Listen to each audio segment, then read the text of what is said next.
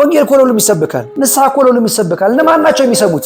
ንስሐ መግባት ካልቻለ፣ ስጋ ወደሙ መቀበል ካልቻለ፣ ክርስቶስን ማግኘት ካልቻለ ስንት ጊዜ ነው ቤተክርስቲያን የሚመጡት? እናንተ መቼ ነው የሚመጡት? ጾም ሲሆን የሚመጡ፣ ፍስክ ሲሆን የሚቀሩ፣ ፍስክ ሲሆን ቤተክርስቲያን የማይደርሱ፣ በዓል ሲሆን ብቻ ይመጡ፣ ሲመቻቸው ብቻ ይመጡ፣ ሲቸግራቸው ብቻ ይመጡ። ቄሱን ተጣልቶ የሚቀድስ፣ ዲያቆኑም ቂም ይዞ የሚቀድስ፣ ህዝቡን በቂም በበቀል። ዛሬ ስንቱ ነው የቀበሌ ሹማምንት፣ የመንግስት ባለስልጣናት ወደዚህ ይመጣሉ? አይመጡም። ዕጣኑም ያቀረቡት ለክህነቱ ነው። ክህነቱስ መስዋዕት ሲያሳርግ አይተናል። መስዋዕቱ ራሱ ነው። ሰብአ ሰገል ከሚደንቅ ህይወታቸው መካከል ለክርስቶስ የሚገባውን መስዋዕት ያለመጉረምረም ሰጥተዋል። ይሄ መለወጥ ነው፣ የንስሐ ህይወት። መንፈሳዊ ጥበብ ከስጋዊ ጥበብ ይበልጣል። መንፈሳዊ ጥበብ የስጋን ጥበብ ያሸንፋል። የመንፈሳዊ ጥበብ የስጋን ጥበብ ይሸፍናል። የስጋ ጥበብ ግን ለስጋ ብቻ ነው። ለምን ነው በሮብ ቀን የገና በዓል ነው ብለን ፍስክ የበላ ነው? ደስታ ነው። ይሄ እግዚአብሔር አምላካችን ቃሉን በመስማት የምናገኘውን ጥበብ ይባርክልን። እሱን መፈለግ ነው፣ እሱን መሻት ነው። የማቴዎስ ወንጌል ምዕራፍ 2 ከቁጥር 1 ኢየሱስ በይሁዳ ቤተልሔም በንጉሥ በሄሮድስ ዘመን በተወለደ ጊዜ እነሆ ሰብአ ሰገል የተወለደው የአይሁድ ንጉሥ ወዴት ነው? ኮከቡን በምስራቅ አይተን ልንሰግድለት መጥተናል እያሉ ከምስራቅ ወደ ኢየሩሳሌም መጡ። ሰብአ ሰገል ማለት የጥበብ ሰዎች ማለት ነው። የጥበብ ሰዎች የተባሉበት ምክንያቶች ቅዱሳን የቤተክርስቲያን አባቶች ጥንታውያኑ በመጽሐፋቸው የጻፉትን አንዳንድ ነገሮች እንመለከታለን። ለምን የጥበብ ሰዎች ተባሉ? ክርስቶስ ሲወለድ ነገስታቱ ከምስራቅ መጥተው ከሳባ፣ ከአረብ፣ ከተርሴስ መጥተው እንደሰገዱለት ቅዱስ ዳዊትም ይሰግዱለታል፣ እጅ መንሻም ያቀርባሉ ብሎ ዘምሯል። አስቀድሞ ከዳዊት ዝማሬ ትንቢት በኋላ እንደምናየው ክርስቶስ ሲወለድ እነዚህ የጥበብ ሰዎች መጥተዋል። አምላካችን እግዚአብሔር በልደቱ በዓል ለምናከብር ለሁላችንም የጥበብ ሰዎችን በረከት ለሁላችን ያድለን፣ እኛንም የጥበብ ሰዎች ያድርገን። እስቲ ከነሱ ህይወት የምንማራቸው 10 ነገሮች፣ ከጥበብ ሰዎች ወይም ከሰብአ ሰገል የምንማራቸውን 10 ነገሮች እንመልከት። ታሪኩን ስለምናውቀው እስከ ቤተልሔም ድረስ እንደሄዱ፣ ቤተልሔም በሄሮድስ በር ጠፍቶባቸው እንደነበረ፣ በሄሮድስ ደጅ ሲደርሱ ደግሞ የተወለደው የአይሁድ ንጉሥ ወዴት ነው ልንሰግድለት መጥተናል ሲሉ ሄሮድስና መላ ኢየሩሳሌም እንደተጨነቀች እንደደነገጡ፣ ሄሮድስም ሰብአ ሰገልን ከመቀበሩ አስቀድሞ ምንድን ነው እየተባለ ነገር አለው የሚወለድ ንጉሥ አለው ብሎ ጠይቋቸዋል። የሕግ መምህራን ሊቃውንቱ ደግሞ መጥተው አዎ በቤተልሔም ይወልዳል፣ ነቢዩ ሚክያስ አንቺ ቤተልሔም የይሁዳ ክፍል አታንሽም፣ ሕዝቤን እስራኤልን የሚጠብቅ ከአንቺ መስፍን ይወጣል ብሎ በትንቢተ ሚክያስ ላይ የተናገረው ይፈጸማል አለ። እንዲህ አይነት ትንቢት ብለው ነግረውታል፣ አስረድተውታል። የሚደነቅ ነው። ሄሮድስም መቼም አላዋቂነቱንም ስንመለከት ደግሞ ባለማወቁ ሰዎች ጠይቋል። ሊቃውንት አስገብቶ ቤቱ የአይሁድን ሽማግሌዎች ጠርቶ ይህ ነገር የተጻፈ ነገር አለ መጠየቁ የሚያስደንቅ ነው። እነሱም ከሄዱ በኋላ ስትሰግዱለት ስታገኙት እኔም ደግሞ እንሰግድለት መታችሁ በዚህ ንገሩኝ አላቸው። ሰብአ ሰገልም ከዛ ከወጡ በኋላ እንደገና ኮከቡ ወጥቶ እየመራቸው እስከ ቤተልሔም ድረስ አደርሷቸዋል። ቤተልሔም የተወለደውን ሕፃን ተመልክተው ተደንቀዋል፣ ዘምረዋል፣ አመስግነዋል፣ ደስ ብሏቸዋል። አርሁ መዛግብቲሆሙ ሳጥናቸውን ከፍተው እጅ መንሻ፣ ዕጣን፣ ወርቅ፣ ከርቤ አቅርበውለታል ለተወለደው ንጉሥ። ነገር ግን በዛው እንዳይመለሱ መልአክ ነግሯቸው ስለነበረ 2 ዓመት የፈጀባቸውን መንገድ በ40 ቀን እንደተመለሱ መጽሐፍ ቅዱስ ይነግረናል። እነዚህ ሰዎች የጥበብ ሰዎች ተባሉ። ዛሬስ ክርስቶስን የምንከተል በክርስቶስ ያመንን ክርስቲያኖች ለምን ነው የጥበብ ሰዎች የማንሆነው? ለምን ነው የጥበብ ሰዎች መሆን ያቃተን? እንዴት ነው የጥበብ ሰው የምንሆንበትን እሱን መንገድ እንመልከት። አንደኛ ጥበባቸው መንፈሳዊ ነው። መንፈሳዊ ጥበብ ከስጋዊ ጥበብ ይበልጣል። መንፈሳዊ ጥበብ የስጋን ጥበብ ያሸንፋል። የመንፈሳዊ ጥበብ የስጋን ጥበብ ይሸፍናል። የስጋ ጥበብ ግን ለስጋ ብቻ ነው። እነዚህ ሰዎች የጥበብ ሰዎች የተባሉት መንፈሳዊ ጥበብ ስላላቸው ነው። መንፈሳዊ ጥበብ ስንል በምርምር ያገኙታል ኮከቡን፣ ኮከቡን ያገኙት በምርምር አለ፣ እግዚአብሔር ገልጦላቸው ነው።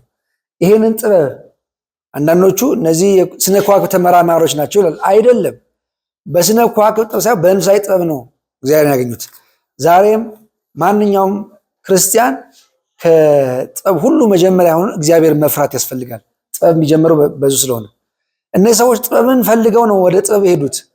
ወደ ጥበብ ለመሄድ ወደ ሌላ አቋራጭ አያስፈልግም። የጥበብን ጌታ መፈለግ ነው። ጥበበኛ ለመሆን መጀመሪያው ደረጃ የጥበብን ጌታ የጥበብ ሁሉ ባለቤት የሆነውን ክርስቶስን መፈለግ ነው። በዚህ አጋጣሚ ለክርስቶስ ከሰጡ ስሞች መካከል አንደኛው ጥበብ የሚለው ስሙ ነው። ጥበብ የሚለው የክርስቶስ ስሙ ነው። የሚሰራው ስራ ሁሉ የጥበብ ስራ ይባላል። እዚህ በመጽሐፈ መክብብ ምዕራፍ 5 ላይ አንዲት ከተማ ነበረች፣ ትንሽ ከተማ ነበረች፣ እሷም ችግር ነበረባት። አንድ ድሃ መጣና በጥበቡ አዳናት ብሎ ጽፎልናል ቅዱስ ሶሎሞን። በዚህ በመጽሐፈ መክብብ ላይ የሚደንቅ ምስጢር ነው። ከተማዋን ችግር መፍታት የሚችል ሰው አልነበረም። በኋላ አንድ ድሃ ሰው መጣና በጥበቡ እችን ከተማ አዳናት፣ ታደጋት። ጥበብ የተባለው ክርስቶስ ነው። ጥበብ ቤቷን ሰራች፣ 7 ምሰሶቿንም አቆመች የተባለው ክርስቶስ ነው። የጠቢባን ጠቢብ የሆነው እርሱን ፍለጋ ነው ሄዱት። አባታችን ቅዱስ ኤጲፋንዮስም በቅዳሴው ላይ ጥበብሰ መድኃኒነ ውእቱ፣ ጥበብ የተባለው መድኃኒታችን ነው። ዘቤ ዘወነ በጥባ ስጋው፣ በስጋው መቆረስ የተዋጀን በደሙ መፍሰስም የራሱ ያደረገን። ስለዚህ ሰው ወደ ቤተክርስቲያን ሲሄድ የሰብአ ሰገልን ጉዞ ነው፣ ጥበብ ፍለጋ ነው። አዋቂዎች ብንሆን ምሁራን ብንሆን ወደ ጥበቡ ጌታ መምጣት አለብን። ዛሬ ስንቱ ነው የቀበሌ ሹማምንት፣ የመንግስት ባለስልጣናት ወደዚህ ይመጣሉ? አይመጡም። እነሱ በጣም ቪአይፒ ናቸው። ወደ ጥበቡ አይመጡም። እነሱ ጥበብ አላቸው፣ ምሁራን ናቸው። ጠቢብ ማለት ወገኖቼ ወደ ክርስቶስ መቅረብ ነው። ታላቁ ቅዱስ ጆሮም ተብሎ የሚታወቀው አባት እንዲህ ብሏል፣ መጽሐፍ ቅዱስን አለማወቅ ክርስቶስን አለማወቅ ነው። እውነተኛ ጥበብ በገጾቹ መካከል ተደብቆ ያለውን የክርስቶስን አግኝቶ ማምለክ ነው። ሰብአ ሰገል ኮከቡን አይተው ሲነሱ ከምድራዊ ጥበብ ወደ ሰማያዊ ጥበብ ነው የተጓዙት። ስለዚህ አዋቂዎች፣ ምሁራን፣ ዶክተሮች፣ ፈላስፎች ብትሆኑ ወደ መጽሐፍ ቅዱስ እውቀት መምጣት፣ ለወንጌል መምጣት ጥበብን ፍለጋ ነው። ይሄ ነው ጥበብ የሚያሰኘው። ጠቢባ የሚያሰኘው ይሄ ነው። ያላችሁን እውቀት ከኛ እውቀት የእግዚአብሔር ቃል ይበልጣ ብላችሁ ለቃሉ የሰጣችሁ ጊዜ ነው ጥበበኝነት የሚያሰኘው። እግዚአብሔር አምላካችን ቃሉ በመስማት የምናገኘውን ጥበብ ይባርክልን። አንዳንዶቹ ሳይንስ ስለተረዱ ቋንቋ ስለቻሉ ሕክምና ስላወቁ ፍልስፍናን መጽሐፍ ስላነበቡ ጠቢባን የሆኑ ይመስላቸዋል። ትልቁ ጥበብ የእግዚአብሔርን ቃል ማወቅ ነው። ትልቁ ጥበብ ቃሉ መፈለግ ነው። ትልቁ ጥበብ መጽሐፍ ቅዱስን መመርመር ነው። የሰብአ ሰገል ጠበኝነት፣ የመጀመሪያው ጠበኝነት ክርስቶስን መፈለግ ነው። እሱን መፈለግ ነው። እሱን መሻት ነው። ጠቢባን ናቸው እነሱ። ግን ያስመሰገናቸው ዓለም ከተፈጠረ ማን ነው?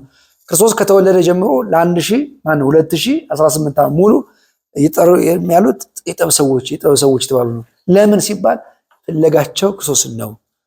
ከእርሱ የበለጠ እረፍት የሚሰጥ የለምና ጠቢባን ቢሆኑ ግን ጥበባቸውን እውነተኛ ያሰኘው እሱ መፈለጋቸው ነው። ሁለተኛው ሰብአ ሰገል የጥበብ ሰዎች የተባሉበት ምክንያት ትዕግስታቸው ነው። የዓላማ ጽናት። ስንት ጊዜ ነው ቤተክርስቲያን የሚመጡት? እናንተ መቼ ነው የሚመጡት? ጾም ሲሆን የሚመጡ፣ ፍስክ ሲሆን የሚቀሩ፣ ፍስክ ሲሆን ቤተክርስቲያን የማይደርሱ፣ በዓል ሲሆን ብቻ ይመጡ፣ ሲመቻቸው ብቻ ይመጡ፣ ሲቸግራቸው ብቻ ይመጡ፣ ሰው ሲታሰርባቸው ሲያማቸው ብቻ ይመጡ። ነገር ግን ማይመጡ ሰዎች፣ ትዕግስት የሌላቸው ሰዎች አሉ። አምና ሄጃለሁ፣ ዛሬ ሳምንት ሄጃለሁ፣ ትላንትና ሄጃ ብለው ትዕግስታቸውን የሚያውቁ ሰዎች አሉ። ሰብአ ሰገል ስንመለከት የፈጀባቸው ምን ያህል ጊዜ ነው የተጓዙት? ስንት ዓመት የተጓዙት? ለ2 ዓመት። ምንም የለም ከኮከብ በስተቀር የሚያዩት የለም። እንዲህ አይነት ትዕግስት በህይወታችሁ እኮ ስትጸልዩ ላይሳካ ይችላል። ስትራመዱ በቃ እግዚአብሔር ትቶኛል፣ ሰርቼም አልሆነልኝም፣ ደክሜም ምንም አላገኘሁም ብሎ ሰው ከጸሎቱ ከቤተክርስቲያን ከመምጣቱ እግዚአብሔር በማምለክ የምናገኘት ብለው የሚቀሩ አሉ። ሰብአ ሰገል ለአንድ ቀን አይደለም የተጓዙት፣ ለ2 ዓመት። ታላቁ አባታችን ቅዱስ ዮሐንስ አፈወርቅ መንገዱ ረዥም፣ ጉዞ አድካሚ ነው፣ ቅሉ ግን በልባቸው የነበረውን የፍቅር መንገድ ርቀት ይልቅ የበረታ ፍቅር አላቸው። ክርስቶስን ለማግኘት የሚተጋ ሰው ድካም ሁሉ ያሸንፈዋል። ክርስቶስ ወንጌል የሚጥሩ ሰዎች፣ የሚደክሙ ሰዎች፣ ጊዜ የሚያጠፉ ሰዎች፣ ገንዘባቸውን የሚጠፉ ሰዎች ከፍቅሩ የተነሳ ስለሆነ አያጡም አንዳቸው፣ ድካማቸውን ብርቱ ይሆናል እና ዛሬም ወንጌል ለመስማት ከስራችሁ አቋርጣችሁ ጊዜያችሁ አቋርጣችሁ ካላችሁ ስጋዊ ሕይወት ከፍላችሁ ወንጌል ወዳለበት የሚመጡ ሰዎች ትዕግስታችሁ ነው። ለስንት ዓመት ተጓዛችሁ? ለስንት ዓመት ተማራችሁ? ለስንት ዓመት ቆያችሁ? ሰብአ ሰገል 2 ዓመት ነው ፍለጋ። ተስፋ ሳይቆርጡ ጽናታቸውን አድንቁ። ጫካውን ሜዳውን አቋርጦ መሄድ እየተጓዙ በኮከብ መመራት፣ ኮከቡ ሲጠፋባቸው እንኳን ጠፋብን ሳይመለሱ ለ2 ዓመት። ይሄ ሰው አሰኝቷቸዋል። ሶስተኛ ንቃታቸው ያላቸው ንቃት፣ መንፈሳዊ ንቃት ይባላል። ዓለም ማየውን እነሱ ማየት፣ ይሄ ነው ሳይንቃ የሚባለው። አሁን የምናገኘው ሰው በሕክምና መድኃኒት ሲል የጸበሉን ሁኔታ ማየት አይችልም። በጸበሉ ላይ ያለውን ይሄን ማየት፣ በእምነቱ ላይ ያለውን ማየት፣ የሚገኘውን በረከት ማሰብ። ዓለም የሚመለከተውን የግድ እዩ አይባልም። ዓለም የእኛን አይመለከተውም። እኛ ጸበል ስንጠመቅ ለዓለሙ ውሃ እንደ ሻወር እንደመውሰድ ነው። አመድ ስንቀባ ለዓለሙ ቆሻሻ እንደመለቅለቅ ነው። በውስጥ ግን አይናችን ሲበራ እኛ እምነቱን እናያለን። ሰብአ ሰገል ኮከቡን አይተዋል። ብዙ ኮከብ እኮ አለ። እነሱ የሚከተሉ ኮከብ አይናቸው በርቶላቸዋል። ንቃት ነው ይሄ። ታላቁ አባታችን ቅዱስ ጎርጎርዮስ ታላቁ ግሬት ጎርጎሪ የሚባለው ታላቁ ጎርጎርዮስ እንዲህ ይላል፣ ኮከብ ለሁሉም ታይቶ ነበረ፣ ነገር ግን የተከተሉት ነቅተው በንቃት ይጣበቁ የነበረው ብቻ ናቸው። እግዚአብሔር ዛሬ በምልክት ይናገራል። የሚሰሙት ግን መንፈሳዊነታቸው የነቃ መሆን አለበት። ወንጌል እኮ ለሁሉም ይሰበካል። ንስሐ እኮ ለሁሉም ይሰበካል። እነማን ናቸው የሚሰሙት? እግዚአብሔር ልቦና ይስጣቸው፣ ልባናቸው የነቃ ነው። ንስሐ ገቡ ይባላል። ስጋ ወደሙ ተቀበሉ ይባላል። በፍቅር ኑሩ ይባላል። ታላቃችሁን አክብሩ ይባላል። በሰላም ሕይወታችሁን ኑሩ፣ የቸገሩትን አብሉ፣ የጠሙትን፣ ይህ ሁሉ ይሰበካል። ዛሬ ጥሩ ነው ጊዜው። የዘመናዊው የዓለም ሚዲያ እንኳን እሱ እንኳን ሳይቀር ይሰብካል። ስብከት በስልካችን አለ። ስብከት ክርስቲያን ስንመጣ እንሰማለን፣ መኪናችን ውስጥ እንሰማለን፣ በምድር እናዳምጣለን። ግን ማን ነው የነቃው? ዛሬ የሰሙት እነዚህ ሰብአ ሰገል የጠብ ሰዎች ተባሉ። ከዓለሙ ተለይተው መጥተው ይሰገዱ፣ ሕፃኑ የፈለጉ በኮከብ የተመሩ እነዚህ ሰዎች ነው።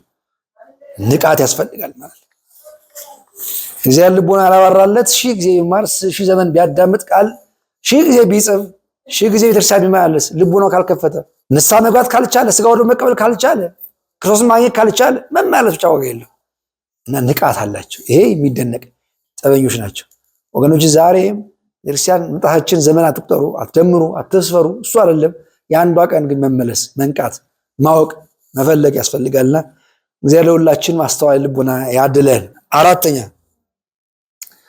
መስዋዕት ለእግዚአብሔር የሚቀርበው መምረጥ መራጮች ናቸው። መጀመሪያ ባሮቻቸው አልመጡም፣ ባዶ እጃቸውን አልመጡም። ሲመጡ ይዘው የመጡት ለክርስቶስ የሚገባውን መርጠው ነው። ይሄ ይገባል ብለው ዕጣን ይገባል፣ ወርቅ ይገባዋል፣ ምርጡን ነገር ለእግዚአብሔር መስጠት መለየት፣ ከርቤ ይገባዋል ብለው አውግስጢን እንዲህ አለ፣ ባዶ እጃችሁን አትቅረቡ፣ ከወርቃችሁ ከዕጣናችሁ ከከርቤያችሁ ለእግዚአብሔር አምጡ ይላል። እና አውግስጢን ወርቅ ይዛችሁ ነው እያለን ነው? እንደ ሰብአ ሰገል ጠበኛ ለመሆን ከርቤ አምጡ እያለን ነው? ወይስ ዕጣን ይዛ እንድንቀርብ ነው የፈለገው የሚለውን ተርጉሞታል። እነሱ ወርቅ፣ ዕጣን፣ ከርቤ ያሉትን እሱም ብሎታል። ወርቃችሁ ያልሁት አለ ንጹሕ ፍቅራችሁ ነው ለእግዚአብሔር የሚቀርበው። ንጹሕ ፍቅራችሁ የተፈተነ ወርቅ እንደሚፈተን ፍቅር ይፈተናል። በዛር መካከል ያለ ፍቅር ይፈተናል። በእናትና ልጅ በአባትና በልጅ መካከል ያለው ፍቅር ይፈተናል። በጓደኛ መካከል ይፈተናል። እሱን ያለፈ ፍቅር ለእግዚአብሔር የሚቀርብ ፍቅር እሱን ነው አምጡት ለእግዚአብሔር። ቄሱም ተጣልቶ የሚቀድስ ዲያቆኑም ቂም ይዞ የሚቀድስ ህዝቡም በቂም በበቀል አያገኘው ክርስቶስን። ወርቅ ነው መቅረብ ያለበት። ፍቅራችሁን አምጡ ለእግዚአብሔር አለው የፍቅር ዕጣኑን ምን ብሎታል? ዕጣኑን ንጹሕ ጸሎት ይላል። ጸሎት ይላል። በሕይወታችን ዘመን ጸሎት የማይጸልይ ክርስቲያን ለእግዚአብሔር ምንም ያቀረበለት መስዋዕት የለም። ዕጣናችንና ጸሎታችን አንድ ነው። ምክንያቱም ዕጣን እንደሚሸጥ ጸሎትም ቅድመ እግዚአብሔር ይደርሳል። ታላቁ ነቢይ ዳዊት ምን ያለ? ጸሎቴን ተቀበልልኝ አለ። እንደምን? እንደ ዕጣን በፊት እንደ ዕጣን እግዚአብሔር ይቀበላል። ጸሎታችንም እንደ ዕጣን ለእግዚአብሔር አቅርቡ። ከርቤውን ደግሞ ትዕግስት ብሎታል። ትዕግስት አምጡ ለእግዚአብሔር። ስታገለግሉ፣ ስትቆሙ፣ ስታስቀድሱ የሚደክማችሁ እንቅልፍ የሚላችሁ ቃለ እግዚአብሔር ስትማሩ የሚሰለቻችሁ ቤተክርስቲያን መታችሁ ይሄ ለእግዚአብሔር የሚቀርበው ትዕግስታችሁ ነው። ገንዘባችሁን ብዛት ሳይሆን የልባችሁን ጥራት ለእግዚአብሔር አቅርቡ። እግዚአብሔር የሚፈልገው ጧፍ ይዞ መምጣትን አይደለም። እግዚአብሔር የሚፈልገው ሳንቲም መሰብሰብን አይደለም። ከዛ በላይ ምን አለ? ፍቅር፣ ትዕግስት፣ ጸሎት። ይህንን መስዋዕታቸውን መርጠው አምጥተዋል። ምርጥ መስዋዕት ለእግዚአብሔር ይቀርባል። ምርጥ መስዋዕት አቤልም ሰውቷል፣ ቃየልም ሰውቷል። የአቤል መስዋዕት ምርጥ ነው፣ ተወዷል በእግዚአብሔር ዘንድ። ዕጣኑ እኮ ስናቀርብ ዕጣነ ኅሩየ የተመረጠ መስዋዕት ብለን እናቀርብ። ጸሎታችንም እንዲሁ የተመረጠ መሆን አለበት። ያን ጊዜ የጥበብ ሰዎች እንሆናለን። የምንሰጠው ስጦታ አምስተኛ የምንሰጠው ስጦታ ምስጢራዊ ትርጉሙ ምንድን ነው ልንረዳ ይገባል። ወርቁን ለመንግስቱ አለ የሚያቀርቡት ለንግስናው ንጉስ ነው ብለው ወርቅ አቅርበዋል። ዕጣኑን አምላክ ነው ብለው ለአምላክነቱ ዕጣኑን ለአምላክነቱ አቅርበዋል። ከርቤውን ደግሞ ለሰውነቱ አምላክ ወሰብ ነውና ዕጣኑን ለአምላክነቱ ከርቤውን ለሰውነቱ፣ አንድም ከርቤውን ለሞቱ አቅርበዋል፣ ለቤዛነቱ ምልክት አቅርበዋል፣ ለአርብ ቀን ለሚቀርበው መስዋዕት አቅርበዋል። ወርቅ አቅርበዋል። መንግስት ንጉስ ነህ ሲሉ አዎ ንጉስነቱን ደግሞ አይተናል። የት ነው ያየነው? ቀራንዮ መስቀል ላይ። ቀራንዮ መስቀል ላይ ዕለተ ዓርብ ላይ ሲሰቀል ቤተ መንግስቱ መስቀሉ፣ ቀራንዮ ዙፋኑ መስቀሉ እንደሆነ አይተናል። ዕጣኑ የሚያቀርቡት ለክህነቱ ነው። ክህነቱስ መስዋዕት ሲያሳርግ አይተናል። መስዋዕቱ ራሱ ነው። መሰዊያውም ራሱ ነው። ተቀባዩም ራሱ ነው። መስዋዕቱም ተቀባዩም እውነተኛው ካህኑ እሱ ስለሆነ ከርቤውም ለሞቱ ነው፣ ለቤዛነቱ ነው። እሱም ሶስቱም ዕጣን፣ ወርቅ፣ ከርቤ ቀራንዮን ይናገራሉ፣ መስቀሉን ያውጃሉ። ስድስተኛ ሰብአ ሰገል የሚጠቀሱበት ስድስተኛው ትሕትናቸው ነው። ትሕትናቸው ይጠቀሳል። ትሑት ያልሆነ አገልጋይ፣ ትሑት ያልሆነ ጳጳስ፣ ትሑት ያልሆነ ሰባኪ፣ ትሑት ያልሆነ ዘማሪ፣ ትሑት ያልሆነ ምዕመን ከንቱ ነው። ምንም አይነት አገልግሎት በትሕትና ነው። ክብር የሚገኘው በትሕትና ነው። ያለ ትሕትና ክብር አይገኝም። ትሕትና ክርስቶስ ዓለሙን ለማዳን የተጠቀመበት ብቸኛ መንገድ ነው። ምክንያቱም ዲያብሎስ በትዕቢት ነውና አዳምና ሔዋንን የጣለው እሱም የተዋረደው በትዕቢት ነውና ክርስቶስ የመጣበት ትልቁ ዓላማ ስንመለከት ትሕትና ነው። ምክንያቱስ ትሕትና የትኛው? በከብቶች በረት መተኛቱ ይሄ ትሕትና ነው። እርቃኑን መሆኑ ትሕትና ነው። እስከ መስቀል መታገሱ ትሕትና ነው። እግር ማጠቡ ትሕትና ነው። ያስተማረው ትሕትና ነው። ሰብአ ሰገል ይሄንን ትሕትና ወስደዋል። ለምን? ነገስታት ናቸው አይደለም እንዴ? ነገስታት ከሆኑ ለኛ ስገዱልን ነው ይባላል እንጂ እንዴ ሊሰግዱ ይመጣሉ? ይሄ ትሕትና ነው። ነገስታት ናቸው መጀመሪያ ኢንፎርሜሽን አጣርተው መላክ ያለባቸው። እነሱ ግን ኮከቡን አይተው መጡ። የተወለደው የት ነው? በከብቶች ግርግም ነው። ገቡ ጎንበስ ብለው። ይሄ እኮ ትሕትና ነው። ዋሻ ውስጥ ነው የተወለደው እና ደረታቸውን ነፍተው በትዕቢት አይገባም ወደ ዋሻው ዝቅ ብለው ነው። ይሄ ነው ትሕትና። ለተወለደው ንጉስ ሰገዱ ነው የሚለው። ወድቀውም ሰገዱለት። ሰገዱለት። እነሱ ንጉስ ናቸው። ለሕፃኑ ንጉስ ሰገዱት። እነሱ በእድሜ ከኛ ይበልጣል፣ ከኛ ይበልጥ ንጉስ አለ። እኛ ጣዖታት ነበር የምናመልከው። እኛ ነገስታት እናመልክ ነበረ፣ እናከብር ነበር። ክብር የሚገባው አምላክ ዘላለማዊ አምላክ ጌታ ንጉስ ተወልዷል ብለው መምጣታቸው መስዋዕት ማቅረባቸው ለነሱ ነው የሚቀርብላቸው የነበረው። ወርቅ ጣቀር የሚቀርብላቸው ለነሱ ነው። እነሱ ደግሞ ለጌታ አቀረቡ። ይሄ ነው ትሕትና። ዛሬስ ምን እያቀረብን ነው? በትሕትና ነው ወይ ያለ ነው? ምናስቀድሰው፣ ምን ጾመው፣ ምን ጸልየው በትሕትና ነው ወይ? እግዚአብሔር አምላካችን የትሕትና ልብ ያድለን።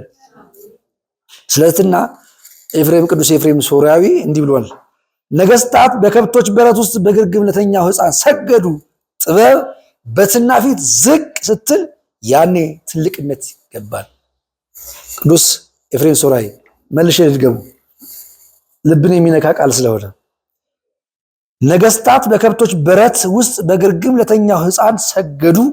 ጥበብ በትሕትና ፊት ዝቅ ስትል ያኔ ትልቅነት አለ። ትልቅነት ያኔ ነው። ሰባተኛ የእግዚአብሔርን መመሪያ መከተል። የእግዚአብሔር መመሪያ መከተል የእግዚአብሔር መመሪያ መከተል በዚህ በኩል ሂዱ፣ መጡበት መንገድ እንዳይመለሱ በሌላ መንገድ እንዲመለሱ መልአክ ለዮሴፍ ነገረው። በሌላ መንገድ ይመለሱ፣ በዚህ መንገድ እንዳይመጡ ብሎ መልአክ ለዮሴፍ ነገረው። ዮሴፍም የእግዚአብሔር መልአክ የእግዚአብሔር ቃል እንዲህ ይላቸዋል፣ በዛ መጣችሁ መንገድ እንዳትመለሱ፣ አድካሚ መንገድ ነው፣ ጊዜም ወስዷል። ግን እግዚአብሔር ለእናንተ ምን አዘጋጅቷል? አጭር መንገድ፣ ጊዜ የማይወስድ መንገድ አዘጋጅቷል፣ በዛ ተመለሱ አላቸው። ስለዚህ በመጡበት መንገድ የተመለሱት ወይስ በአዲሱ መንገድ የተመለሱት? በሌላ መንገድ የተመለሱት። ይሄም በሌላ መንገድ መመለሳቸው የእግዚአብሔርን ምሪት የእግዚአብሔርን ቃል ሰምተው ነው፣ አድምጠው ነው። መጀመሪያ ሕፃኑን ሊገል የነበረው ሄሮድስ ሊገለው ፈልጎ ነበርና ሄሮድስ ሕፃኑን እንዳይገለው ነው። በዚህ ከመጣችሁ እኔም እሰግድለታለሁ በዚህ ኑ ብሏቸዋል። መልአኩ ደግሞ በዛ በሌላ በኩል ሂዷል። የእግዚአብሔርን ቃል ሰሙ፣ የእግዚአብሔር ምሪት ሰሙ። እኔና እናንተ የእግዚአብሔር ምሪት እየሰማን ነው ወይ? እግዚአብሔር በሚለን መንገድ እየሄድን ነው ወይ?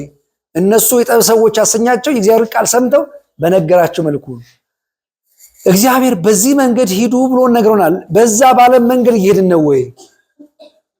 እንዴ በነቢያት መጽሐፍ እኮ ሐሳባችሁ ከሐሳቤ አንድ፣ መንገዴ ከመንገዳችሁ ጋር አንድ አልሆነም ብሏል እግዚአብሔር በነቢያት አድሮ። መንገዴ ከመንገዳችሁ ሐሳቤ ከሐሳባችሁ ጋር አንድ አልሆነም ብሏል። ዛሬ እኔና እናንተ ይወጣል ምሪት እየሰማልን የእግዚአብሔር ቃል ያዳመጣል። በራስ እንደልባችን ነው የምንጓዘው። ታላቁ ቅዱስ ቄርሎስ እንዲህ ብሏል፣ ሰብአ ሰገል በሄሮድስ በኩል አልተመለሱም፣ ምክንያቱም እግዚአብሔርን ያገኘ ሰው የድሮ መንገዱን ይተዋል።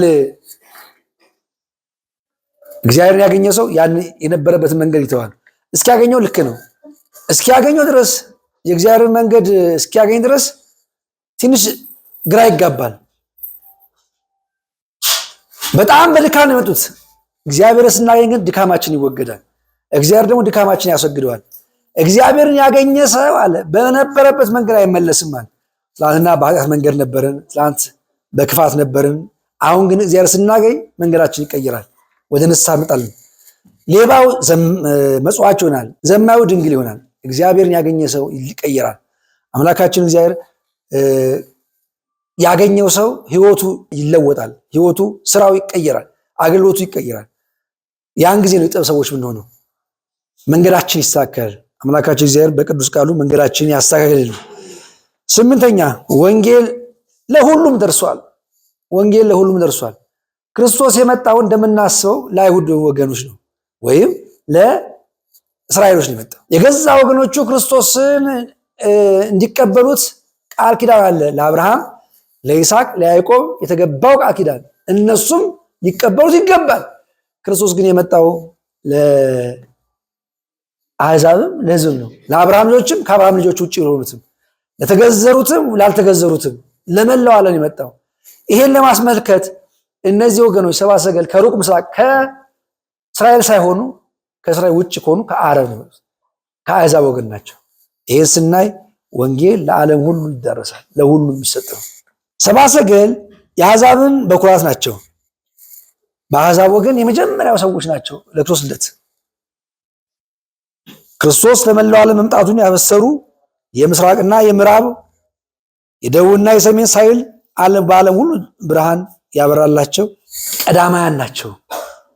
ቀዳማያን ናቸው። ለዓለም ያበሩ እውነተኛ በኩራት ናቸው። የመጀመሪያዎቹ ናቸው ለአሕዛብ። እስራኤል እንዳይመጻደቁ እኮ ነው ከኛ ተወልድና ይሉ ከእናንተ ይወልድ መች ሰገዳችሁለት?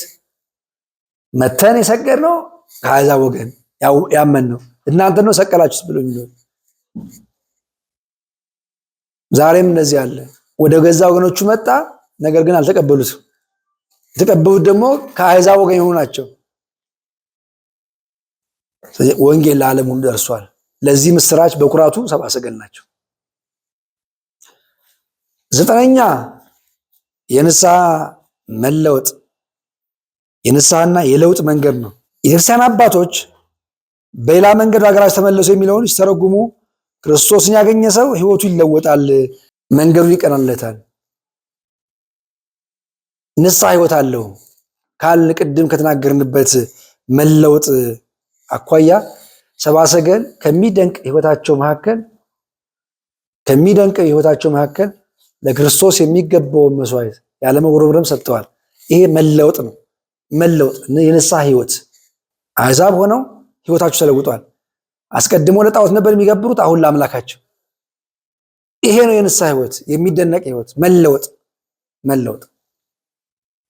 ዛሬ ስንቶቻችን ተለውጠናል ነው ሕይወታችን። ልደቱን እናከብራለን፣ ግን አልተለወጥንም። መለወጥ ይቀረናል። ወርደዋል፣ ከፈረሳቸው ከዙፋናቸው ወርደዋል፣ ለከበረው ጌታ ክብር ሰጥተዋል። ይሄ ነው መለወጥ። የመጨረሻው የጥበብ ሰዎች ያሰኛቸው ደስታቸው ነው። ተደሰቱ ነው የሚለው። ተፈሱ አብየ ፍስሐ፣ በጣም ታላቅ ደስታን ተደሰቱ። እንደውም ቤተክርስቲያናችን አንፈራጹ ሰብአ ሰገል ዘለሉ፣ ደስ ብሏቸው እኮ ነው። ለተወለደው ንጉሥ ሲመለከቱ ደስ አላቸውና ፍጹም ተደሰቱ ተብሎ ጽፏል። ታላቁ ዮሐንስ አፈወርቅ በዚህ ጉዳይ ላይ ያለውን ልንገራችሁ። ኮከቡን ዳግም ባዩ ጊዜ እጅግ ታላቅ ደስታን ደስ አላቸው። እውነተኛ ደስታ ከዓለም ቁሳቁስ ሳይሆን ወደ ክርስቶስ የሚመራ ብርሃን ነው። እውነተኛ ደስታው ያገኙት ክርስቶስን ሲያገኙ ደስ አላቸው። እስኪያገኙት ድረስ ብዙ ባክነዋል፣ ብዙ ደክመዋል፣ ብዙ ወጥተዋል። ያልገቡበት የለም። የሄሮድስ ጎጆ ሁሉ ገብተዋል። ፍለጋቸው ከባድ ነበረ። ሲያገኙ ግን ከ2 ዓመት በኋላ ሲያገኙ ደስ አላቸው። ደስታ ነው ወገኖች። ደስታ የመንፈስ ፍሬ ነው። ደስታ የመንፈስ ፍሬ ነው። እግዚአብሔር የማግኘት ደስታ ከሁሉ ይበልጣል። ለምን ነው በሮብ ቀን የገና በዓል ነው ብለን ፍስክ የበላ ነው? ደስታ ነው። ይሄ ከሁሉ የበለጠ ደስታ ነው፣ የሚገኙ ደስታ ነው። በዚህ ቀን ማዘን አይገባም። በጌታ በተወለደበት ቀን በዚህ ቀን ታላቅ ደስታ ነው መደሰት ያለብን። ሰብአ ሰገል ተደሰቱ። ይሄን ደስታ ነው በሕይወታችን የሚነግረን። እግዚአብሔርን አግኝቶ ክርስቶስን አግኝቶ ከሚደሰት ደስታ በላይ ደስታ የለም። የወይን ጠጅም ይሁን የወርቅና የብር መከማቸትም ይሁን ደስታችን ፍጹም የሆነው ክርስቶስን ስናገኝ ነው። ክርስቶስን ያላገኘች ነፍስ፣ ክርስቶስን ያላገኘ ሕይወት ደስታ የለውም። ደስታ ክርስቶስን ማግኘት ነው። አንድ ታሪክ ሚላል ሴትዮዋ ልጅ ነበራትና ልጇ ሞተባት። ልጇ የሞተባት መቼ ነው? ታኅሳስ 29 ቀን የልደት ዕለት። ስታስበው ዛሬ በዓል ነው፣ ልደት ነው። ብታለቅስ ጌታ ተወልዷል። ይሄ ቀን የደስታ ቀን ተብሎ ተመዝግቧል። ግድ የለም ዛሬን እረፍና ነገ አለቅሳለሁ፣ ነገ ቀብረዋለሁ ብላ አጥባ ከነዛ አስቀምጣ ቤተሰቦቿ ጋር ዘመዶቿ ጋር ሄደች። ልትበላ ልጠጣ፣ ደስታውን ተሳልፍ። ልጇ ሞቶም ከባድ ነው አለም ነገሩ። ሲነገር እንደው ቀላል ይመስላል። ለነገ ቀጠሮ ሀዘኗን ስትመለስ ልጇ ተነስቶ አገኘው ታሪኩ። ደስታ ማለት ይሄ ነው። ክርስቶስ በልደቱ ወኩሉ ፍጥረት ተፈሳሐ በምጽአትከ፣ በአንተ መወለድ ፍጥረት ሁሉ ደስ ተሰኘ። መላእክት ደስ ብሏቸዋል። ሰብአ ሰገል ደስ እንዳላቸው እንደውም ሚዳቆ በዛለት ዮም ተወልደ ከሳቴ ብርሃን ስትዘል በበረሃ ያሉ አባቶች አይተዋል። ዛሬ ደስታ ነው ተወልዷ ብላ ሰብአ ሰገልም በዚህ ቀን ተደስተዋል፣ ደስ ብሏቸዋል። እኛም በልደቱ ደስታ ሊሆን ይገባል። መንፈሳዊ ደስታ። አምላካችን እግዚአብሔር ደስታችን ፍጹም ያደርገልን። የጥበብ ሰዎች ያገኙትን በረከት ለሁላችን ያድለን። እግዚአብሔር አምላካችን በሕይወታችን ሁላችን የጥበብ ሰዎች ያድርገን። ይቆየ